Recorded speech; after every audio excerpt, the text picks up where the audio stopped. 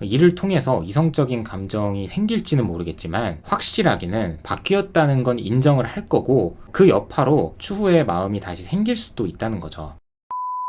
안녕하세요. 다정한 참견의 다일입니다. 오늘은 단호하게 이별을 고한 상대방의 마음이 흔들리는 순간이라는 주제로 이야기를 나눠보도록 하겠습니다. 연애를 하면서 일방적으로 한쪽만 잘못하는 경우는 굉장히 드물죠. 꼭 내가 차였다고 해서 내 잘못이 더 컸다고 보기도 어렵고요. 또 이런 경우들도 꽤 있어요. 상대방이 잘못을 했을 때 나는 용서를 해주고 기회를 줬는데 반대로 내가 잘못했을 때는 비슷한 문제였음에도 불구하고 어쩌면 그 사람이 나한테 저질렀던 잘못보다 가벼웠는데 그럼에도 일방적으로 이별을 통보받는 경우도 있어요. 결국에는 누가 더 큰 잘못을 했는지는 그리 중요하지 않다는 의미이기도 하죠. 같은 일을 겪더라도 먼저 마음이 식고 먼저 마음이 떠나버리는 쪽이 갑이 될 수밖에 없는 게 남녀 관계인 것 같아요. 연애를 한다고 해서 마음이 다 깊을 수만은 없잖아요. 서로 싫지는 않기 때문에 나쁠 건 없기 때문에 만나다가 헤어진 거 말고 정말 서로가 서로를 깊이 생각하고 미래까지 바라봤던 관계, 그리고 그에 맞게 서로 정말 노력을 많이 했던 그런 분들은 우리가 함께하고 싶었던 이유가 명확했던 만큼 헤어질 수밖에 없는, 헤어져야만 하는 이유도 명확하게 있을 거예요. 아무리 깊은 사랑을 했어도 결국 헤어졌다는 건 우리가 만나면서 결국 그 문제를 풀어내지 못했다는 증거이기도 하겠죠. 그러면 만나면서도 해결하지 못한 문제를 헤어지고 나서 어떻게 해결을 할 수 있을까요? 만나는 내내 그렇게 많이 맞춰보고 많이 다퉜음에도 불구하고 해결되지 않았는데 어떻게 헤어지고 나서 바뀔 수가 있지? 이건 말도 안 되는 일이라고 생각을 하는 거죠. 근데 조금 다른 관점으로 생각을 해보면 어떤 사람들은 헤어졌기 때문에 이제는 그 사람이 내 옆에 없기 때문에 간절하니까, 그리고 동시에 당장은 내가 상대방의 마음을 돌릴 수 있는 능력이 없다고 생각을 하니까 이 시점에서 지금 내가 할 수 있는 건 내가 나를 바꾸는 것밖에 없다고 생각을 해서 이거라도 하는 경우들이 있어요. 그러다 보면 정말 가끔씩은 바뀌는 경우도 있고요. 예를 들면 만날 때는 술을 못 끊었는데 이 술 문제 때문에 너무 많이 다퉜었는데 헤어지고 나서 술을 끊은 거예요. 그리고 만남의 기간이 길어지면서 익숙해지니까 살도 점점 찌고 꾸미지도 않았는데 헤어지고 나서는 자기 관리도 잘하고 다이어트에도 성공하고, 그리고 오랜 시간 동안 취직을 안 했든 못했든 나태한 백수 생활을 이어갔는데 헤어지고 얼마 안 돼서 바로 좋은 직장에 들어가는 경우, 또 마지막으로는 만날 때 상대방이 계속 신경 쓰인다고 했던 그 이성 친구를 못 끊어냈는데 헤어지고 나서는 바로 손절하는 그런 경우들도 있죠. 결국 종종 해내는 사람들도 있다는 거예요. 그리고 이런 것들이 이별과 연결된 직접적인 원인이었다고 하면 혹시나 다시 만나게 되더라도 쉽게 헤어지지는 않을 겁니다. 그래서 헤어지고 내가 상대에게 다가가는 과정에서도 상대방이 느끼기에 우리가 헤어졌던 직접적인 이유들이 해결될 수 있을 것 같다는 느낌을 받아야 한다는 거죠. 그래야만 상대방도 흔들릴 수 있다는 거예요. 그러니까 우리가 이별을 고한 상대방 입장에서 생각을 해보면 나와의 만남을 거절할 때 거절하는 이유는 크게는 두 가지밖에 없다고 봐요. 가장 크게는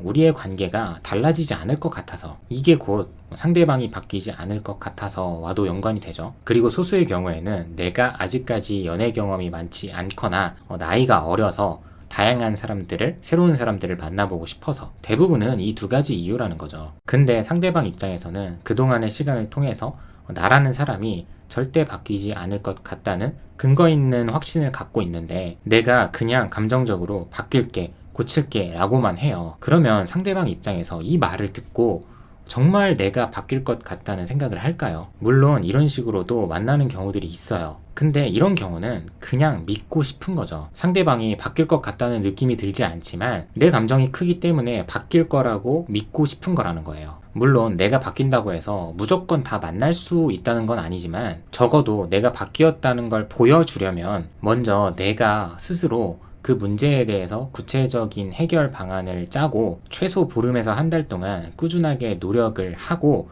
그 다음에 상대에게 연락을 해서 그동안 내가 널 만나면서 이런 것들을 왜 못했는지 잘 모르겠다. 난 분명히 이렇게 할 수 있는 사람이었는데 이제 와서라도 그때 못했던 거에 대해서 미안하고 고맙다는 말을 전하고 싶었다. 대충 이런 식으로 결과가 만들어지고 있는 과정 내지는 결과를 만든 모습을 보이면 이를 통해서 이성적인 감정이 생길지는 모르겠지만 확실하게는 바뀌었다는 건 인정을 할 거고 그 여파로 추후에 마음이 다시 생길 수도 있다는 거죠. 또 중요한 부분은 이런 모습으로 바뀌게 돼서 만나게 된다면 이 행동을 끝까지 할 수 있어야 한다는 거예요. 왜 그런 말이 있잖아요.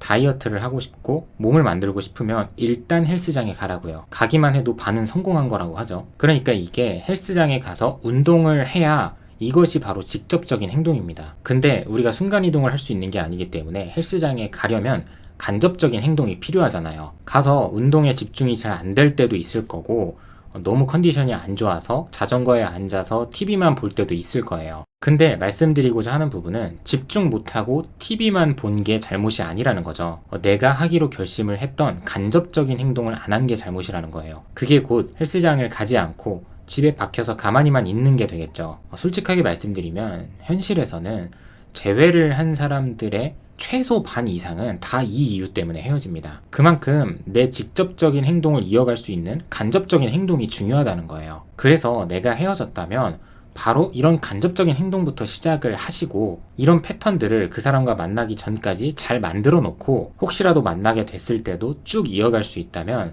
상대방이 나를 의심하는 순간은 오지 않을 거라는 거죠. 그리고 내가 나의 패턴을 지켜가면서 살려고 하는데 어떻게 상대방에게 감정적으로 호소하고 애원하고 절규할 수 있을까요? 그리고 어떻게 내가 상대에게 나쁜 소리를 하겠어요? 거절당하면 거절당한 걸 받아들이고 나는 또 내 할 거 하러 가는 거고 그 다음에 다시 어떻게 할지 생각을 해보는 거죠. 저 같은 경우에도 재회를 바라는 그 순간부터 자기 객관화를 위해서 그리고 나의 생각과 나의 행동의 떳떳함을 가지기 위해 독서라는 패턴을 만들었었어요. 저는 이걸 간접적인 행동으로 삼았었는데 자신 있게 말씀드릴 수 있는 부분이기도 한 것 같아요.